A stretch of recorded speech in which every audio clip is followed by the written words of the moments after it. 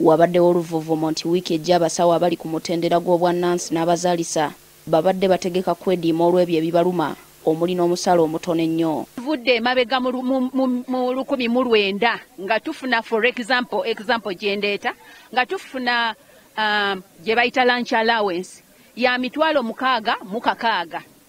Si tetunulwangamu kasookedde ensi egenda ekulaakulana kukyusibwamu.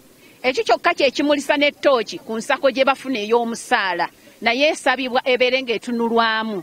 Abasawo Luweero nabo babadde bategeezebwa ku kwediima kuno era nga balindiridde essaawa. Tuwulira kuwulire nti kujja kubeerayo ne tetumanyi bulungi oba kunaabeera batekubeereyo. Tuwulira kuwulire. Abasawo abasomye babeere promoted. Bw'aba yali NOD nurse oba NOD midwives n'asoma okubeera nursing officer bamuwe ekyo kyakoleredda obwongo kye buli okusaavinga abantu. Gavumenti ekitunulemu ebawa omusaala okusinziira ku ki kwekyo kye basomeredde. Paul Bukenya akulira ekibiina ekigatta bannansi n'abazaalisa Uganda Nurses and Midwives Union agamba ekibiina ekyayisa okwediima kuno tekirina buyinza era omusawo anakikola ajja kuba kikoze ku lulwe. Association cannot call for an industrial action. If you do so, you might face litigation.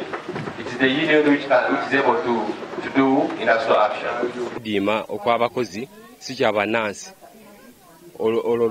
Ekitongole ekyo kyaba doctor bakiyita Uganda Medical Workers Association. Bukenya akkiriza nti abasawo bano banyigirizibwa nnyo naye singa basawansi ebikola Uganda esobola okufiirwa abantu abawera ate nga baliwo okutaasa bulamu.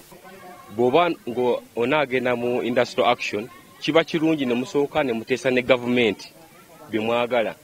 Gavumenti bw'egaana okukkiriza bye mwagala olwo nno ne mulyoka mugenda mu industrial action. So kwekalakaasa kufiiriza bingi ate kuzza omulimu gwaffe emabega ate nga tulwanirira kutumbula mbeera za bulamu mu bakyala abazaala.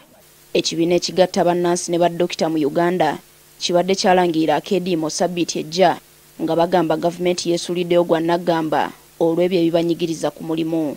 Tusazeewo nti tujja kutandika industrial action nga amateeka ga Uganda ga Labour and the Constitution gatuwadde nti bw'onyiiganyo ate oli your employer takuwa esente zoyagala working conditions ziri mbinyo osobola okukola industrial action or strike. Carlton Scovia Nakamya, NTV.